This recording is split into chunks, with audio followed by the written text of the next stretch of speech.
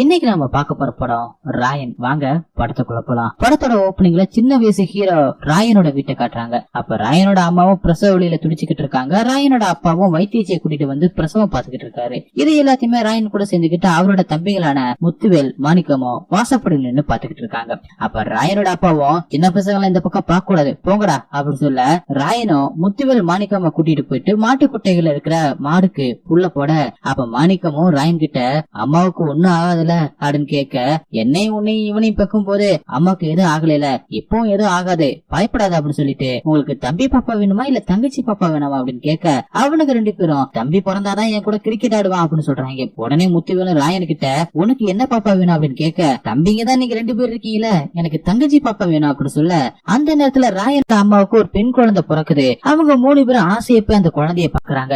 அடுத்த கொஞ்ச நாள்ல ஒரு சாமியார கூட்டிட்டு வந்து ராயனோட அப்பாவும் அம்மாவும் குழந்தைக்கு பேரு வைங்க அப்படி சொல்றாங்க. இதை கேட்ட ராயனும் என் தங்கச்சிக்கு நான் தான் பேரு வைப்பேன் அப்படி சொல்ல, ராயனோட அப்பாவும் அம்மாவும் உனக்கு என்னடா தெரியும் நீ சும்மா அப்படின்னு சாமியார் முன்னாடி மிரட்ட, சாமியாரும் சரி விடுங்க அவன் தங்கச்சிக்கு அவனே பேர் வச்சுட்டு போட்டுமே அப்படின்னு ராயனோட அப்பாவையும் அம்மாவையும் அமைதிப்படுத்திட்டு ராயனை கூப்பிட்டு பேர் வைக்க சொல்ல, ராயன் அவரோட தங்கச்சிக்கு துர்கா அப்படின்னு பேர் வைக்கிறாரு. அப்படியே ஒரு நாள் கோவிலுக்கு போகும்போது ராயன் அவரோட தங்கச்சியை மடியில வச்சுக்கிட்டு, துர்கா நம்ம அப்பாவோட பேரு தான் நம்ம மூணு பசங்களுக்குமே வைக்கணும் அப்படின்னு சொல்லிட்டு எங்களுக்கு காத்தவராயன், முத்துவேல் ராயன், மாணிக்கவேல் ராயன் அப்படின்னு வச்சுட்டாங்க. உனக்கு அப்படி வைக்க கூடாதுன்னு நானே பேர் வச்சிருக்கேன், உனக்கு பிடிச்சிருக்கு தானே அப்படின்னு கேக்குறாரு. தன்னோட தங்கச்சிக்கு பேரு கூட முக்கியம் இருக்க கூடாது நினைக்கிறாரு ராயன். அடுத்த சில ராயனை துர்காவை தூங்க வச்சுக்கிட்டு இருக்கும் போது அவங்க அப்பாவும் அம்மாவும் டவுன் வரைக்கும் வேலையா போறோம், 5 மணிக்கெல்லாம் வந்துடுவோம், பாப்பா அழுதா அங்க இருக்கிற பாலை குடுத்துருப்பா அப்படின்னு சொல்லிட்டு போறாங்க. ராயனும் சரின்னு சொல்லி வழி அனுப்பி வைக்கிறாரு. ஆனா போன அப்பா அம்மா 2 நாள் ஆகி வீடு திரும்பாதனால ராயனும் அவரோட 2 தம்பிங்க அப்புறம் தங்கச்சியை கூட்டிக்கிட்டு சாமியாரோட வீட்டுக்கு போயிட்டு நடந்தது சொல்ல, சரி இன்னைக்கு ராத்திரி இங்கே தங்குங்க, நாளைக்கு காலையில எழுந்து என்னன்னு தேடி பார்க்கலாம் அப்படின்னு சொல்லி படுக்க வைக்கிறாரு. ராயனுமே தன்னோட தம்பிகளையும் தங்கச்சியும் தூங்க வச்சுக்கிட்டு இருக்கும் போது வெளியில சாமியார் அவனுக்கு தெரிஞ்ச ஒருத்தங்கிட்ட பேசிக்கிட்டு இருக்கான். அப்ப ராயனை தூக்கம் கழிஞ்சு எழுந்து அவங்க பேசுறத விட்டு கேட்க, சாமியார் கிட்ட பேசிக்கிட்டு இருக்கிறோன்னா கொட்டை புலைகளை மட்டும்தான் வாங்குறாங்களா அப்படின்னு சொல்ல, சாமியாரோ சரி நீ போய் ஆளுங்களை கூட்டிட்டு வா அப்படின்னு அனுப்பி வைக்கிறான். தங்கச்சியை வேலை பேசி விற்க போறாங்க அப்படின்னு புரிஞ்சுக்கிட்ட ராயனும் தங்கச்சியை தூக்கிக்கிட்டு தம்பிகளையுமே எழுந்து கிளம்புகடா அப்படின்னு சொல்லிக்கிட்டு இருக்க, அந்த நேரத்துல அந்த சாமியார் உள்ள வந்து துர்காவை புடுக்க பாக்குறாப்ல. தங்கச்சியை காப்பாத்த வேற வழி தெரியாத ராயனும் அங்க சாமியார் வச்சிருந்த கொடுவாலை எடுத்து சாமியார ஒரே போடா போட்டுட்டு 3 பேத்தையுமே அங்கிருந்து கூட்டிட்டு வராரு. எங்க போறதுன்னு எதையுமே யோசிக்காம ரோட்ல ஒரு வண்டிக்கு முன்னாடி முள்ளு வெட்டி போட்டு டிரைவரை திசை திருப்பி அந்த வண்டிக்கு பின்னாடி ஏறி உட்காந்துக்கிறாங்க. அந்த வண்டியில காய்கறி மூட்டை எல்லாம் இருக்கு. அந்த வண்டியுமே மறுநாள் காலையில நேர சென்னையில இருக்கிற காய்கறி மார்க்கெட்டுக்கு வந்து சேர, அந்த வண்டியை ஓட்டிட்டு வந்து சேகரும் லோட்மேனை பார்த்து சீக்கிரமா இறக்கி போடியா சரக்க போட்டு தூங்கணும் அப்படின்னு சொல்ல, லோட்மேனுமே காய்கறி மூட்டை எல்லாம் இறக்க போக உள்ள இருந்த ராயனும் பயத்துல கத்தியோட எந்திரிச்சு லோட்மேனை பார்த்து எங்களை விட்டுங்க இல்லன்னா உங்க 2 பேத்துல ஒருத்தல உருள அப்படின்னு மிரட்ட, சேகரம் பசங்க பயத்துல இருக்காங்க அப்படிங்கறத புரிஞ்சுக்கிட்டு டீ வாங்கி கொடுத்து பேச ஆரம்பிக்கிறாரு. அப்போதான் ராயனும் நடந்ததை சொல்ல, அப்பதான் சேகரம் ராயன் கிட்ட இங்க யாராவது சொந்தக்காரங்க இருக்காங்களா இல்ல திருப்பியும் ஊருக்கு பசித்தி விடட்டா, இப்படி கை குழந்தைய வச்சுக்கிட்டு எப்படி சமாளிக்க போற அப்படின்னு கேட்க, ராயனோ எனக்கு இங்கேயே ஒரு வேலை போட்டு கொடுங்க அப்படின்னு கேட்க, அதுக்கு சேகரம் வேலை போட்டு கொடுக்கலாம் ஆனா எங்க தங்குவ அப்படின்னு கேக்குறாரு. ராயனோ காலையில இங்க ஒரு நாயை பார்த்தேன், அது இங்கதான் திங்குது இங்கதான் தூங்குதுன்னு சொல்ல, சேகரம் ராயனுக்கு வேலை போட்டு கொடுக்குறாரு. ராயனோ லோடு இருக்கிற வேலையை பாத்துக்கிட்டே தங்கச்சி தம்பிகளோட அந்த மார்க்கெட்ல ஒரு மாசம் ஓட்ட, 1 மாசம் முடிஞ்சதுமே சேகர் ராயனுக்கு சம்பளத்தை தர, அதுல ராயனோ என் தங்கச்சி தம்பிங்க வெளியில கூடாதுன்னு ஒரு வீடு பார்த்து கொடுங்க அப்படி சொல்ல, சேகரம் ஒரு வீடு பார்த்து கொடுக்கறாரு. அப்படியே ராயனும் இட்லி கடை ஆயா கிட்ட போயிட்டு, நீ மீந்து போன இட்லி எல்லாம் குப்பையில தானே போடுற, நான் 10 பைசா தரேன் என் தங்கச்சி தம்பிகளுக்கு கொடுவேன் அப்படின்னு கேக்குறாரு. அவங்களுமே அதுக்கு ஒத்துக்கிறாங்க. அப்படியே ராயனும் அவரோட தங்கச்சி தம்பிகளை சேகரை நான் பார்த்து கொடுத்த அந்த வீட்டுல தங்க வைக்கிறாரு. காலமும் ஓட ஆரம்பிக்குது. ஒரு நாள் பார்ல வச்சு சேகர அந்த ஏரியாக்காரன் ஜெகநாதனும், நம்ம ஏரியால இருக்கிற கடைகள்லாம் வாங்கிட்டேன், இந்த ராயன் ஃபாஸ்ட் ஃபுட் இருக்கிற அந்த கடையை மட்டும் வாங்கணும், யார்கிட்ட பேசணும்னு சொல்லு அப்படின்னு சொல்ல, அதுக்கு சேகரம் இந்த விஷயத்த மட்டும் ராயனோட காதுக்கு எடுத்துட்டு போனா அவ்வளவுதான், உனக்கு நேரம் சரியில்லைன்னா அவனோட கடைசி தம்பி மாணிக்கவேல் ராயன் கிட்ட பேசு, இல்லன்னா நேரம் ரொம்ப சரியில்லை அப்படின்னா முத்துவேல் ராயன் கிட்ட பேசு, ஆனா உனக்கு அந்த நேரம் சுத்தமா சரியில்லையே அதனால நீ நேரம் காத்தவராயன் கிட்டே பேசு அப்படி சொல்ல, கடப்பான ஜெகநாதனும் உங்ககிட்ட டீல் பேச வந்தா ஏன் இப்படி பண்ற, நான் நேரம் தொரணை வச்சு பேசிக்கிறேன் அப்படி சொல்ல, சேகரம் என்னப்பா இதுக்கெல்லாம் பெரிய தலையை கூப்பிடுறீங்களே இப்ப கிளம்பு, முத்துவேல் வர நேரம் ஆயிருச்சு, அவன் எப்ப எந்த முள்ள இருப்பானே தெரியாதுன்னு சொல்லிக்கிட்டு இருக்கும் போது ராயனோட தம்பி முத்துவேலுமே அங்கே வர அவன்கிட்ட ஜெகநாதனும் உங்க கடையை தப்பா பேசிக்கிட்டு இருக்கோம், நல்லா விலையா சொல்லப்பா முடிச்சிடலாம் அப்படி சொல்ல அவனும் 247 கோடி சொல்ல ஜெகநாதனும் இதான் வேலைக்கு ஆகுது, நான் நேர துறையன்கிட்டே பேசிட்டு கடை எடுத்துக்கிறேன் அப்படி சொல்ல கடுப்பான முத்துவேலும் பாட்டில எடுத்து ஜெகநாதனோட மண்டையில புழக்க அவனு தெரிச்சு ஓடுறான். அந்த நேரத்துல முத்துவேலோட லவர் மேகலையுமே பாருக்குள்ள புகுந்து முத்துவேல போட்டு அடி அடி நடிச்சு ஏன்டா இப்படி ஊரை சுத்திக்கிட்டு இருக்க, நேத்து நைட்டு எதுக்குடா எல்லாரும் பாக்கும்போது காமச்சியோட வீட்டுக்கு போன அப்படின்னு சண்டை போட அதுக்கு முத்துவேலும் நீ வேற அவ வேற அதை புரிஞ்சுக்க அப்படி சொல்ல இப்படியே பண்ணிக்கிட்டு ஒன்னா உன்னை விட்டு போயிடுவே அப்படி சொல்லிட்டு அங்க இருந்து போறாங்க. அதே நேரத்துல இங்க ராயனோட கடைசி தம்பி மாணிக்கமும் காலேஜ்ல படிச்சுக்கிட்டு இருக்கும் போது காலேஜ் எலெக்ஷன்ல இருந்து வாபஸ் வாங்கணும்னு சொல்லிட்டு ஆபீஸ்ல நிக்கிறவன் மிரட்ட அவனுக்குள்ள மாணிக்கமும் பாத்ரூம்ல வச்சு அடிச்சு போடுறான். அங்கே கட் பண்ணி நைட் டைம்ல ராயனும் அவரோட கடையில ஃப்ரைட் ரைஸ் போட்டுக்கிட்டு இருக்கும் போது மேகலையும் அங்கே வந்து நானும் உங்க தம்பி முத்துவேல தான் லவ் பண்ணிக்கிட்டு இருக்கான், ஆனா அவன் நேத்து ஒரு பொண்ணோட போனேன், நான் ஏனு கட்டத்துக்கு இப்படிதான் இருப்பேன்னு சொல்றாரு, கொஞ்சம் என்னன்னு கேளுங்க அப்படின்னு சொல்லிட்டு போறாங்க. இதனால ராயன தம்பி முத்துவேல் வந்ததுமே என்னடா மேகலை வந்து போச்சு வேற ஒரு பொண்ணு கூட சுத்தறியாம அப்படின்னு கேட்க இல்லன மேகலை தான் தப்பா நினைச்சுக்கிச்சு, காமச்சியனோட ஃப்ரெண்டு அப்படின்னு சொல்லி சமாளிக்கிறாரு. அப்படியே வேலையெல்லாம் முடிஞ்சதுக்கு அப்புறம் துர்காக்கும் ஃப்ரைட் ரைஸ் பேக் பண்ணிட்டு 3 பேருமே கிளம்புறாங்க.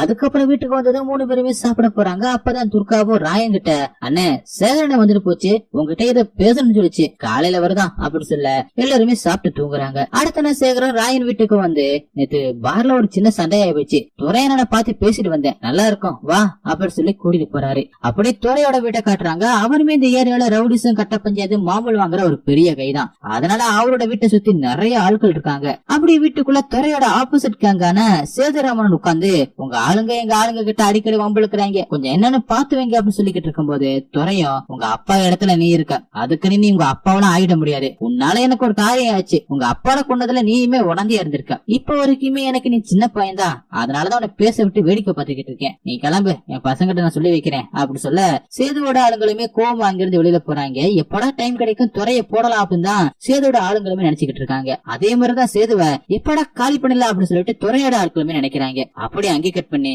இப்ப இந்த ஏரியாவுக்கு வந்து ஏசி கிட்ட துறை சேதுராமன் இவங்க தான் இந்த ஏரியாவில பெரிய கைங்க. துறைக்கும் சேதுராமனோட அப்பாவுக்கும் பகை, அதுல துறையும் சேதுராமனோட அப்பாவை போட்டுட்டான். இப்ப அப்பாவோட ஏரியாவை சேதுராமன் தான் பாத்துக்கிறான். இப்போதைக்கு துறைக்கு சேதுக்கும் எந்த ஒரு பிரச்சனை இல்ல அப்படின்னாலும் அவங்களுக்குள்ள பகை இருந்துகிட்டு தான் இருக்கு. 2 பேர் ஏரியாவிலும் இல்லீகல் ஆக்டிவிட்டிஸ் நடந்துகிட்டு தான் இருக்கு. ஹார்பர் மாமூல், ஹார்பர் கண்ட்ரோல், கந்துவட்டி, ஃபுட் லிக்கிங், இம்போர்ட்டட் ஐட்டம்ஸ் இறக்கி சப்ளை பண்றது, இது எல்லாத்தையுமே பிரிச்சு பிரிச்சு பாத்துக்கிட்டு இருக்காங்க. துறைக்கு ஒரே ஒரு பையன் தான், அவனை அப்புறம் படிக்க வச்சுக்கிட்டு இருக்கான். சேதுக்கு வரலட்சுமி அண்ணா அப்படின்னு 2 பொண்டாட்டிங்க.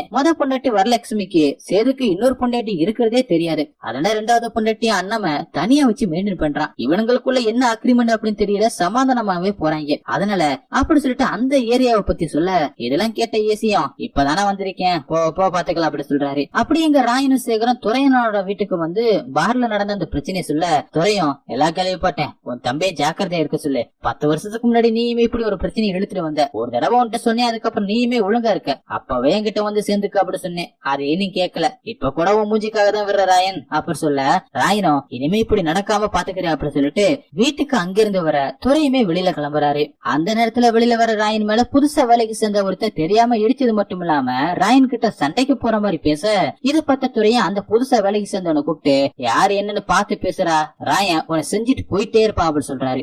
அந்த நேரம் பார்த்த முத்துவேல் மேல அடி வாங்கின ஜெகநாதன் கேஸ் கொடுக்க போலீஸும் முத்துவேலை அரெஸ்ட் பண்ணி எஃப்ஐஆர் போட்டு ஜெயில அடிக்கிறாங்க. ராயனும் போலீஸ் கிட்ட போயிட்டு என் தம்பியை விடுங்க அப்படின்னு கேட்டு பாக்குறாரு. ஆனா போலீஸும் ஜெகநாதன் கிட்ட பேசி வாபஸ் வாங்குற வழியை பாரு, எஃப்ஐஆர் போட்டாச்சு அப்படி சொல்ல அடிபட்டு மண்டியில கட்டுப்பட்டு ஹாஸ்பிட்டல் இருக்க ஜெகநாதனை பார்த்து ராயனும் கேஸ வாபஸ் வாங்க அப்படி சொல்ல, ஆனா ஜெகநாதனும் என் சொத்தே செலவழிஞ்சாலும் பரவாயில்லடா, உன் தம்பியை வெளியில விடாம உள்ளே வச்சிருக்கேன் பாக்குறியா அப்படின்னு சொல்லி மிரட்ட கடுப்பான ஹீரோவும் ஜெகநாதன் கிட்ட என் தம்பி எல்லாம் உள்ள இருக்க மாட்டான், அதுக்கு பதிலா உன்னை கொண்டுட்டு நான் தான் ஜெயிலுக்கு போறேன் அப்படி மிரட்ட அவனை ஆளடிச்சுக்கிட்டு கேஸ வாபஸ் வாங்குறான். முத்துவேல ஸ்டேஷனை விட்டு வெளியில வந்ததுமே ராயனா அவன்கிட்ட இந்த வீட்டுல நீ மட்டும் தான் இருக்கணும், இந்த மாதிரி ரவுடிசம் படிக்கிட்டு சுத்தாத, உனக்கு அப்புறம் தம்பி தங்கச்சியில இருக்காங்க, ஒழுங்கா பாத்து நடந்துக்க அப்படின்னு சொல்லிட்டு போறாரு. அப்பதான் அந்த இடத்துக்கு வந்த மேகலையும் இப்படி போலீஸ் ஸ்டேஷனுக்கு வீட்டுக்கு சுத்திக்கிறக்கலாம்னு முடிவு பண்ணிட்டியா, உன்னை நம்பி இருக்கேன், நான் என்னத்துக்கு ஆகிறது அப்படின்னு சண்டை போட முத்துவேலம் உன்னாலதான் இந்த நிலைமை, நீ எதுக்கு அண்ணன் கிட்ட போய் சொன்ன அப்படின்னு திட்டிட்டு போறாரு. அங்கே கட் பண்ணி ஏசியும் துறை அப்புறம் சேதுராமன் கேஸ்ல இன்ட்ரெஸ்டா இருக்கிறத பார்த்து இன்ஸ்பெக்டரும்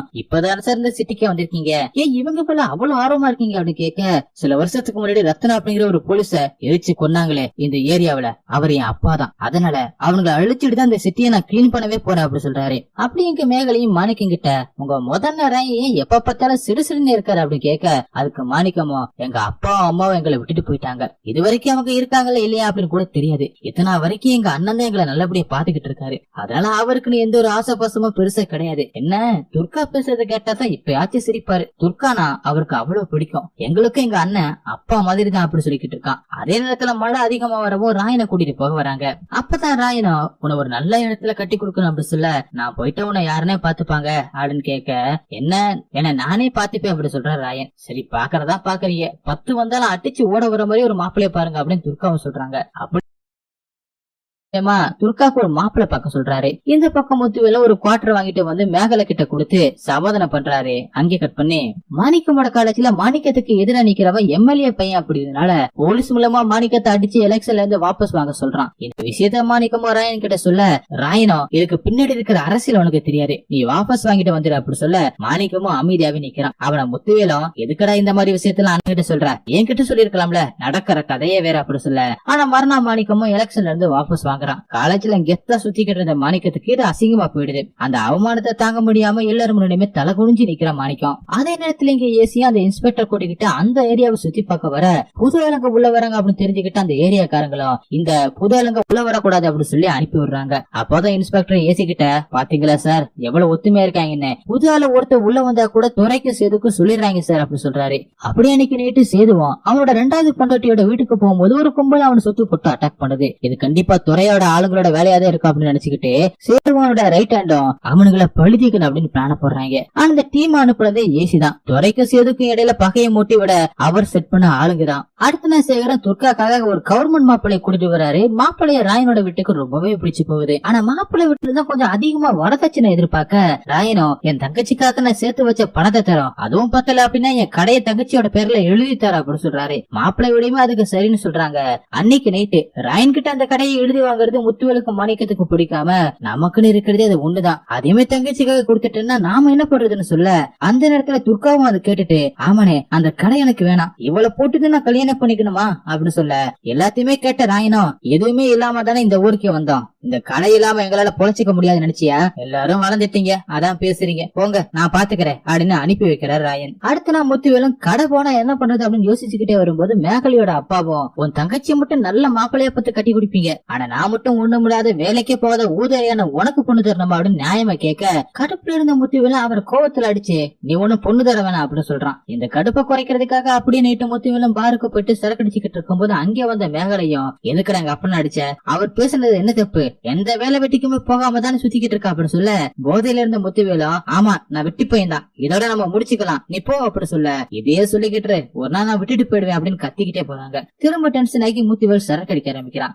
அப்ப பக்கத்துல இருந்த துறையோட கேங்க எதுக்கும் சிரிக்க, நம்மள பார்த்துதான் சிரிக்கிறாங்க அப்படின்னு முத்துவேலும் அவங்க கிட்ட வம்புழுக்க போறான். ஆல்ரெடி அந்த கேங்க போட்டு சொல்றதுக்காக சேதுமே ஆளுங்களை அனுப்பியிருக்கான். இது எல்லாத்தையுமே ஏசி அனுப்புன அந்த இன்ஸ்பெக்டரும் பாருக்கு வெளியே நின்று பாத்துக்கிட்டே இருக்காரு. முத்துவேலுமே துறையோட கேங் கிட்ட போயிட்டு, ஏண்டா என்ன பார்த்தா நான் நக்கலா இருக்கா அப்படின்னு அடிக்க, இடையில சேதுவோட கேங்க அவனுங்க அடிக்க ஒரு கேங் வரைய நடக்க ஆரம்பிக்குது. இது எல்லாத்தையுமே பார்ல வேலை செய்யற முருகேசனை பார்த்துட்டு பயத்துல ஒளிஞ்சுக்கிறான். ஒரு வழியா அந்த கேங் வார்ல முத்துவேல எல்லாத்தையுமே போட்டு தள்ளிட்டு வெளியில வரான். அவன் வயிற்றுலயுமே ஒரு கத்தி குத்தி இருக்கிறதுனால அப்படியே மயங்கிடுறான். அப்பதான் அந்த பாருக்கு வந்த ஏசியும் நாம நினைச்ச மாதிரியே நடக்குதுன்னு சொல்லிட்டு வெளியில வந்தா முத்துவேல் மயங்கி கிடக்கிறத பார்த்துட்டு இன்ஸ்பெக்டர் கிட்ட, யாருவன் அப்படின்னு கேட்க, அதுக்கு அந்த இன்ஸ்பெக்டரும் சேதுவோட ஆளுங்களா இருக்கும் அப்படி சொல்றாரு. அப்பதான் ஏசி இன்ஸ்பெக்டர் கிட்ட, மயங்கி கிடக்கிற முத்துவேல ஒரு போட்டோவை எடுத்து வைங்க அப்படின்னு சொல்றாரு. இன்ஸ்பெக்டர் முத்துவேல ஒரு போட்டோ எடுத்துக்கிறாரு. முத்துவேல காணோம் அப்படின்னு சொல்லிட்டு ராயனும் மாணிக்கமும் தேடி போறாங்க. பாருக்கு வழியில மயங்கி கிடக்கிற முத்துவேல மாணிக்கமும் பார்த்து வீட்டுக்கு கூட்டிட்டு வந்து கட்டுப்பட்டுக்கிட்டு இருக்கான். ராயனுமே வீட்டுக்கு வந்து சோத்த தின்னுட்டு கம்முனு கடனா அப்படின்னு எத்தனை இடம் சொல்லிருப்பேன் அப்படின்னு அடிக்க போக, அப்பதான் முத்துவேலும் போதையிலேயே பார்ல ஒரு பெரிய சண்டை, 30 பேர் மேல இருப்பாங்க, எல்லாரையுமே போட்டுட்டேன் அப்படின்னு சொல்றாரு. அப்பதான் சேகரம் ராயனுக்கு கால் பண்ண, அதை துர்கா எடுக்க, சேகரம் பார்ல வச்சு எவனோ துறையோட பையனை மட்ட பண்ணிட்டாங்க, துரையும் அவன் பையனை கொன்னது யாரு அப்படின்னு கோமா தேடிக்கிட்டு இருக்கா அப்படி சொல்ல, அப்பதான் முத்துவேல் தான் கேங் வார்ல துறையோட பையனை கொண்டு இருக்கா அப்படிங்கிறது மத்தவங்களுக்கு புரியுது. இப்ப என்னடா பண்றது அப்படின்னு எல்லாருமே யோசிச்சுக்கிட்டு இருக்கும் போது கரெக்டா துறையுமே ராயனுக்கு கால் பண்ணி, உனக்கு ஒரு தம்பி ஒரு தங்கச்சி அப்படின்னு நினைச்சுக்க, மரியாதை என் பையனை கொன்ன முத்துவேல என்கிட்ட ஒப்பட, இல்லன்னா பசங்க உள்ள இறங்கிடுவாங்க, காலையில வரைக்கும் தான் உனக்கு டைம் அப்படின்னு சொல்லி மிரட்டுறாரு. துரையை எடுத்துக்கிட்டு நாம எப்படி இங்க இருக்க போறோம் அப்படின்னு ராயனுமே யோசிக்க, அங்கே கட் பண்ணி அடுத்த கடைசியில துரையோட வீட்டுல துரையோட பையனோட பாடியை வச்சுக்கிட்டு துரையுமே வெயிட் பண்ணும்போது ராயன், முத்துவேல், மாணிக்கம் இவங்கள ஆக்சன் மூட்ல இறங்கி துரையோட அடியாட்களை போட்டு தள்ளிட்டு கடைசியா துரையுமே ரத்தம் தெறிக்க போட்டு தள்ளுறாங்க. அடுத்த நான் எதுவுமே தெரியாத மாதிரி ஃபாஸ்ட் ஃபுட் கடையை ரன் பண்ண ஒரு பக்கம் சேதோட ஆளுகளும் இன்னொரு பக்கம் போலீஸும் துறை யாரா போட்டது அப்படின்னு தேடிக்கிட்டு இருக்காங்க. ஆனா இதை பத்தி எதையுமே கண்டுக்காம ராயனோட ஃபேமிலியும் துர்காவோட கல்யாணத்துக்கு பணத்தை ரெடி பண்ணிக்கிட்டு இருக்காங்க. அப்ப ஒரு 5 லட்சம் ரூபாய் குறைய ராயனோ என்ன பண்ணலாம் அப்படின்னு யோசிக்கும் போது கூட இருந்த முத்துவேலும் சாப்பிட்டுக்கிட்டு, அதான் துறைய நாம போட்டுட்டோம்ல, இனிமே அவ பண்ண பிசினஸ் நாம பண்ணா பணம் அதிகமா வரும்ல அப்படின்னு சொல்றான். கேட்டு பயங்கரமா கடுப்பான ராயனோ, அந்த லைஃப் நமக்கு வேணாண்டா, பணம் தேவைதான், ஆனா அத நீங்க 2 பேரும் எடுத்துட்டு வர போறீங்க, நான் பாத்துக்கிறேன், எவன் எப்ப எதை பண்ணுவா அப்படின்னு முழிச்சுக்கிட்டே இருக்கிறாப்லக்கு. உன்னால எப்படி நிம்மதியா சோறு திங்க முடியுது, துரைய போட்டது சேதுதான் அப்படின்னு நினைச்சுக்கிட்டு இருக்காங்க. எவ்வளவு நாள் இப்படியே இருக்க போதுன்னு தெரியல, ஒவ்வொரு நாளுமே உங்களை வச்சுக்கிட்டு செத்து பொழைக்கிறேன் அப்படின்னு கத்துறாரு. இங்க துறை போனதுக்கு அப்புறம் அவரோட ஏரியா எல்லாத்தையுமே சேதுமே கண்ட்ரோல் எடுத்துக்கிறான். ஊரு ஃபுல்லாவே துறைய சேதுதான் போட்டான் அப்படின்னு நினைக்கிறாங்க. அந்த நேரத்துல பார்ல வேலை செஞ்ச முருகனை மீட் பண்ண ராயனோ, அன்னைக்கு பார்ல நடந்த சண்டையில முத்துவேல் தான் துறையோட பையனை போட்டான் அப்படிங்கிறது நீங்க சொன்னீங்க, இனிமே யாரு வந்து கேட்டாலும் உண்மையை சொல்லாதீங்க அப்படி சொல்ல, நம்ம பையனை நானே காட்டி கொடுப்பனாப்பா, இப்ப கூட போலீஸ் வந்து விசாரிச்சாங்க, நான் எதையுமே சொல்லலையே அப்படின்னு சொல்றான். ஒரு வழியா சேதுமே ராயன் தான் துறைய கொண்டது அப்படிங்கறத கண்டுபிடிச்சு ராயனை வர வச்சு, நீயா துறைய போட்ட, பேசாம நீ ஏன் கூட வந்து சேர்ந்துக்க அப்படின்னு சொல்லி பாக்குறான். ஆனா ராயனோ, நான் துறைய போடல, நான் சாதாரண ஃபாஸ்ட் ஃபுட் கடையை நடத்திட்டு பொழப்பு நடத்திக்கிட்டு இருக்கேன், என்னால உங்களுக்கு எந்த ஒரு யூஸும் இருக்காது, நான் வரல அப்படின்னு சொல்ல, சேதுவும் நீ துறைய போட்ட அப்படிங்கிற காரணத்துக்காக உன்னை உட்கார வச்சு கெஞ்சிக்கிட்டு இருக்கேன் அப்படின்னு நினைக்காத, என்கிட்ட வேலை செய்ய அப்படின்னு நான் உனக்கு சொல்றது புரியுதா உனக்கு அப்படின்னு சவுண்ட் விட, ராயனும் சைலண்டா, நான் துறையன போடல, அப்படியே போட்டிருந்தா உங்களை போட எனக்கு எவ்வளவு நேரம் ஆகும் அப்படின்னு சொல்ல சேதுமே ஆஃப் ஆகிடுறான். அப்ப ராயனோ, உங்களை போடணும் அப்படிங்கிற எண்ணம் எனக்கு இல்ல, நான் கிளம்புறேன் அப்படின்னு சொல்லிட்டு கிளம்புறாரு. அப்படியே சேதுவோட ரைட் ஹேண்ட் வந்து, என்னன்னா பேச விட்டுட்டு அனுப்பிட்டீங்க அப்படின்னு கேட்க, ராயனோட பார்வை வித்தியாசமானது, ஒண்ணு அவன் நம்ம கூட இருக்கணும், இல்லன்னா அவன் இல்லாமலே போகணும் அப்படின்னு சொல்றான். அடுத்தது ராயனும் சேகர் கிட்ட, நாம தான் அப்படிங்கிறத கண்டுபிடிச்சிட்டாங்க, சீக்கிரம் அந்த ஊரை விட்டே போயாகணும் அப்படின்னு சொல்றாரு. அதுக்கு சேகரம், இன்னும் கொஞ்ச நாள கல்யாணத்தை வச்சுக்கிட்டு எங்க போறது, கல்யாணத்துக்கு பணம் வேற ரெடி பண்ணணும் அப்படின்னு சொல்றாரு. அதனால ராயனா அன்னைக்கு நைட்டு ஒரு நகையை அடகு வைக்கிற அந்த கடையில வட்டிக்கு பணம் கேட்க, அவங்களும் நாளைக்கு வந்து வாங்கிக்கோங்க அப்படின்னு சொல்றாங்க. இது எல்லாத்தையுமே சேதோட ரைட் ஹேண்ட பாத்துட்டு ராயனை தூக்குறதுக்காக ஸ்கெட்ச் போட ஆரம்பிக்கிறான். அப்படி எங்க ராயனோட தங்கச்சி துர்காவும், அண்ணே இந்த டைம்ல எனக்கு கல்யாணம் அவசியமா, காசு பிரச்சனை வேற இருக்கு, விட்டுறாமே அப்படின்னு சொல்ல, அதை கிட்ட ராயனோ, நாம 4 பேரும் உனக்கு கல்யாணம் ஆகி குழந்தை பிறந்தா மட்டும்தான் ஒரு குடும்பமாவே மாறுவோம், இல்லனா வாழ்ற வாழ்க்கைக்கு என்ன அர்த்தம் இருக்கு சொல்லு, அப்படியே வந்தா 4 பேருமே இருந்தா வேலைக்கு போனோம் சாப்பிட்டோம் தூங்கணும் இருந்தா லைஃப் ஆயிடுமா, சும்மா ஏதாவது பேசிக்கிட்டு இருக்காத, நீ எப்பவும் பாடுற பாட்டை பாடு அப்படின்னு சொல்லிட்டு ராயனுமே தூங்க துர்காவும் அண்ணனுக்காக பாட்டு பாட ஆரம்பிக்கிறாங்க. அடுத்த நாள் ராயனும் வேலையை முடிச்சுட்டு வரும்போது அந்த நகை அடகு வைக்கிற அந்த கடையில காசை வாங்கிட்டு வரும்போது சேதுவோட ரைட் ஹேண்டும் அவரை முடிக்க ஆளுகளை அனுப்புறான். ஆனா ராயனா அவனுங்களை குத்தி கொன்னு போட்டுறாரு. இது எல்லாத்தையுமே ராயனும் சேகர் கிட்ட சொல்ல, எது வேணா அப்படின்னு விட்டு ஒதுங்கினா இந்த முத்துவேல் உன்ன அதுலயே இழுத்து விட்டுட்டானப்பா, இப்ப என்னப்பா பண்றது அப்படின்னு அவரும் கேட்க, அதுக்கு ராயனும், நான் மட்டும் தனியா சேதுவ போறதுக்கு டைம் பார்த்து ஸ்கெட்ச் போட்டு அவனை தூக்குறேன் அப்படின்னு சொல்றாரு. அதுக்கான சரியான டைம் நான் பாக்குறப்பா அப்படின்னு சேகர சொல்ல, அதே நேரத்துல சேதுவோட ரைட் ஹேண்டும் ராயன் பேய் மாதிரி நம்ம ஆட்களை கொண்டு போட்டுட்டான், அடுத்ததா நம்மளை தேடி வரலாம் அப்படின்னு சொல்றான். இன்னொரு பக்கம் போலீஸ் ராயன் கொண்டு அந்த பாடிஸை எடுத்து பார்த்துட்டு எல்லாருமே சேதுவோட ஆளுங்கதான், இவனுங்களை யாரு கொண்டு இருப்பா அப்படின்னு தெரியாம முழிக்கிறாங்க.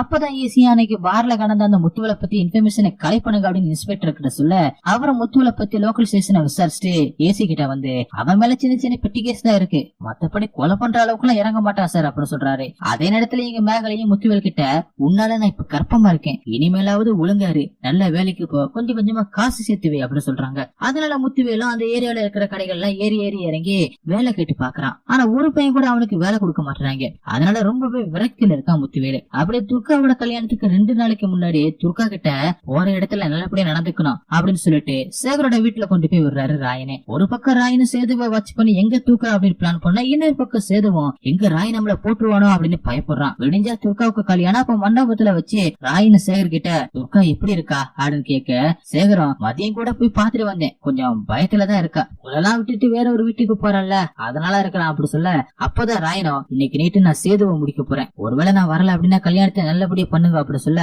சேது அவனோட 2வது பொண்டாட்டி வீட்டுக்கு தான் தனியா போவான், அங்கே வச்சு அவனை முடி அப்படின்னு சொல்றாரு சேகர். ராயனுமே சேதுவை போறதுக்காக சேதுவோட சின்ன வீட்டுக்கு வர, ஆனா அந்த வீட்டுல ஒரு ரூம்ல துர்காவை கட்டிப்பட்டு வச்சிருக்காங்க. அதை பார்த்த ராயனோ துர்காவை காப்பாத்துறதுக்காக போக, அந்த நேரத்துல சேதுவோட ஆளுங்க நிறைய பேர் அந்த வீட்டுக்கு வந்து ராயனை கொல்ல பாக்க அவங்களை அடிச்சு போட்டுட்டு தங்கச்சியை காப்பாத்த பாக்குறாரு அந்த சண்டையில துர்காவை ஒரு ஆட்டோல சேதோட ஆளுங்களை தூக்கிட்டு போயிடுறாங்க. ராயன சேதோட ஆளுங்களை போட்டு அடிச்சுக்கிட்டு இருக்க அந்த இடத்துக்கு கத்தியோட முத்துவேல மாணிக்கமும் வர அவனுங்களை பார்த்த சேதோட ஆளுங்களும் அண்ணன் சொன்னது இவனை தாண்டா குத்துக்கடா அப்படின்னு ராயனை கை காட்ட அவனுங்களுமே ஒரு பதட்டத்துல ராயனை குத்திட்டு அங்கிருந்து ஓடி வந்துடுறாங்க. ராயனை மயங்கி விழ ஆட்டோல போன துர்காவும் சேதோட ஆளுங்களை அடிச்சு போட்டுட்டு அங்க வந்து ராயனை தூக்கிக்கிட்டு சேகர வர வச்சு ஹாஸ்பிட்டலுக்கு போறாங்க. இந்த பக்கம் முத்துவேல மாணிக்கமும் சேது கிட்ட வந்து என்னன்னு எங்க அண்ணனை கொள்றதுக்காக எங்களையே அனுப்பி வச்சிருக்கீங்க அப்படின்னு கேட்க சேதுவும் எதுவுமே தெரியாத மாதிரி உங்க அண்ணனா அது என்னை கொள்றதுக்காக வெளியில இருந்து ஆளுங்க வராங்க அப்படின்னு சொன்னாங்க. ஆனா அது உங்க அண்ணன் அப்படின்னு எனக்கு தெரியாம போச்சுப்பா. நாளைக்கு காலையில தங்கச்சி கல்யாணம் இருக்குல்ல நான் கொடுத்த பணத்தை வச்சு அதை பாருங்கப்பா அப்படின்னு அனுப்பி வைக்கிறான். அப்படி எங்க உயிருக்கு போறாரு ராயனை யாருக்குமே தெரியாத ஒரு இடத்துல வச்சு ட்ரீட்மெண்ட் கொடுக்குறாங்க.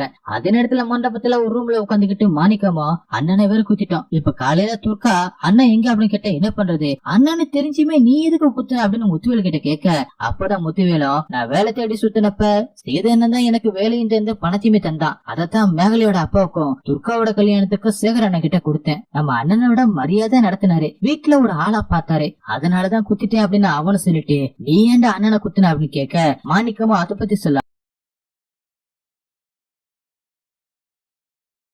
அதை பத்தி சொல்லாம அழுகுறான். இவனுங்களுக்கு உள்ள இருந்த அந்த ஆதங்கத்தாலதான் ராயனை குத்திருக்காங்க அப்படிங்கிறது நல்லாவே தெரியுது. இதெல்லாம் ரூமுக்கு வெளியில இருந்து சேகரமை கேட்டுட்டு அதுக்கப்புறம் வந்து துர்கா கிட்ட சொல்ல துர்காவும் அண்ணனுக்கு சரியாகட்டும் அப்புறமா பாத்துக்கலாம் அப்படி மாதிரி பாக்குறாங்க. அங்கே கட் பண்ணி விடிஞ்சதுமே கல்யாணம் பண்ண காணா அப்படின்னு சொல்லிட்டு கல்யாணத்தை நிறுத்துறாங்க மாப்பிள்ளை வீடு. இதனால முத்துவேலும் மாணிக்கமும் சேகரை பார்த்து அண்ணன் கல்யாணம் நின்னு போச்சு துர்காவை ஆளை காணோம் அண்ணனையுமே ஆளை காணோம் எங்கேயாவது பாத்தீங்களானே அப்படின்னு கேக்குறாங்க. அப்பதான் சேகரம் அதான் அண்ணனை குத்திட்டீங்களாடா அப்படி சொல்ல பயந்து போன முத்துவேலும் கத்திய எடுக்க அதை பார்த்த சேகரம் இப்ப என்ன போட்டுல என்ன ஆக போகுது உங்க அண்ணன் இருக்கானே இல்லையா அப்படின்னு பாத்துட்டு போதானே வந்தீங்க அவன் உயிரோட தான் இருக்கான் திரும்ப வந்து உங்களை போடுவான் நான் மட்டும் உங்க இடத்துல இருந்தா எங்கேயாவது ஓடி ஒளிஞ்சிருப்பேன் அப்படின்னு சொல்ல ரெண்டு பேரோட மூஞ்சிலுமே பயம் வர ஆரம்பிக்குது.